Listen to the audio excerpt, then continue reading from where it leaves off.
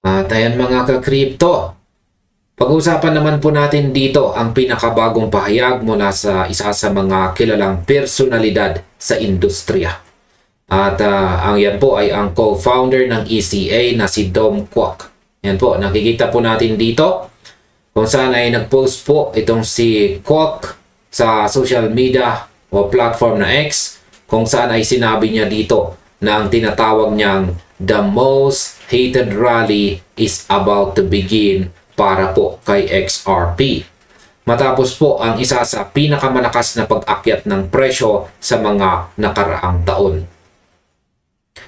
Itong si Kwok ay may pangmatagalang pananaw na si XRP ay posibleng umabot sa halagang $1,000 pagsapit po ng taong 2030. Ayon sa kanyang mga pahayag, ang mga kasalukuyang kaganapan at kondisyon sa market ay umaayon po sa kanyang malaking prediction para sa hinaharap.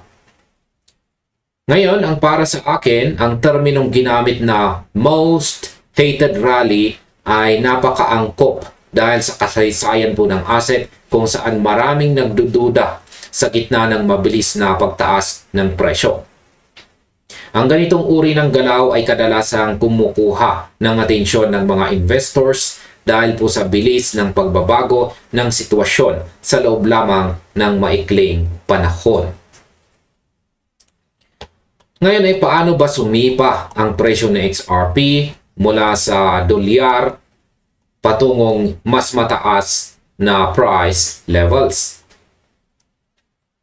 Kung susuriin natin ang naging takbo ng market, si XRP ay nagsimula noong nakaraang linggo sa halagang humigit kumulang 0.99. Ayan, 0.99 bago po tuluyang umakyat at pumalo sa peak na $1.68 bago pa man lamang bahagyang bumaba sa paligid po ng $1.5.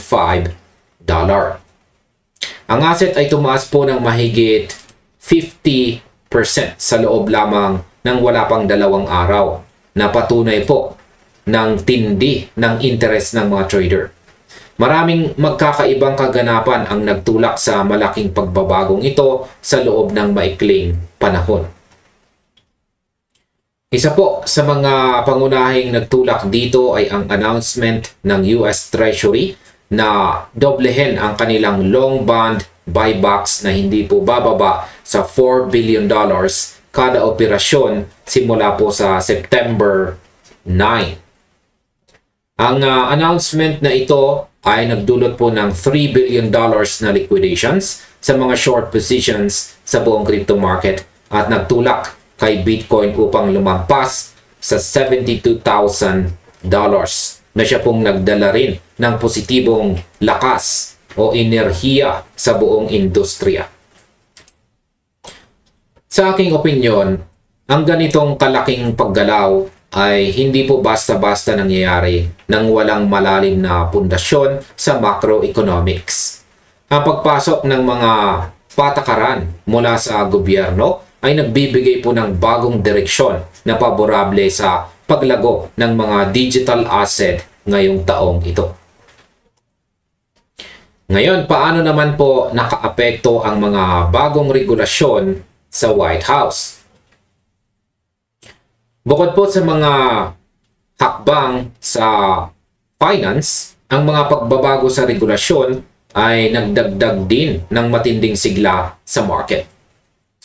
Ang SEC ay nagpanukala ng mga bagong alituntunin para sa fundraising exemptions para sa mga crypto assets. Kabilang po ang isang safe harbor provision para sa mga token na ang mga network ay nagpapatakbo ng malaya.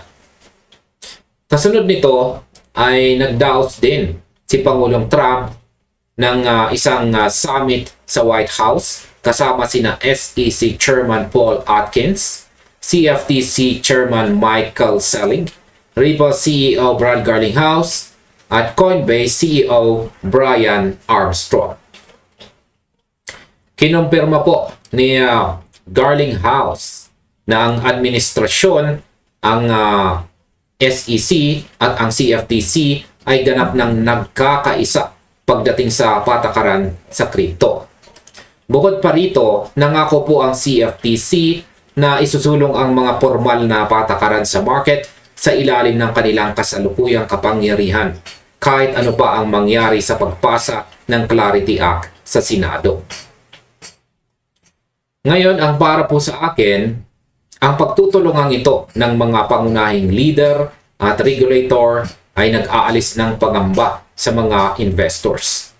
Ang pagkakaroon ng malinaw na direksyon mula sa pamahalaan ay lumilikha po ng matibay na pundasyon para sa pangmatagalang pag-unlad ng buong financial ecosystem.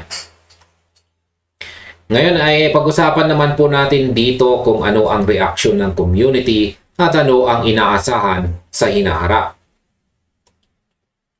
Ang reaksyon mula sa community ni XRP ay naging makulay at puno ng iba't ibang emosyon nang kumalat ang mga pahayag at balitang ito.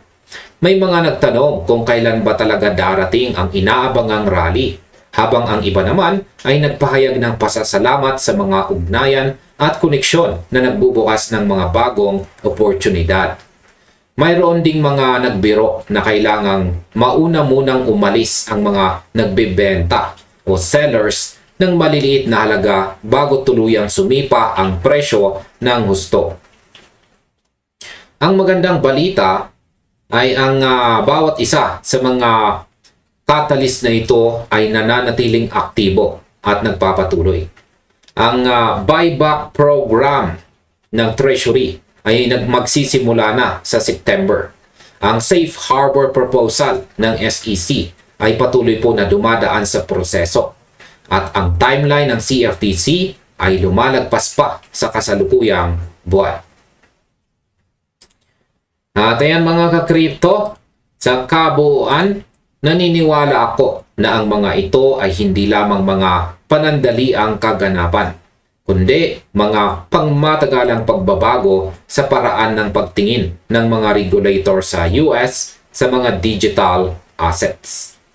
Dahil si XRP ay nasa gitna ng mga pagbabagong ito, ang patuloy na pag-monitor sa mga susunod na kaganapan ay magbibigay po sa atin ng malinaw na gabay sa tatahakin ng market ngayon pong taong 2026. At ayan mga ka-crypto, hanggang dito na lamang po tayo sa video na ito. Marami pong salamat sa inyong panunood.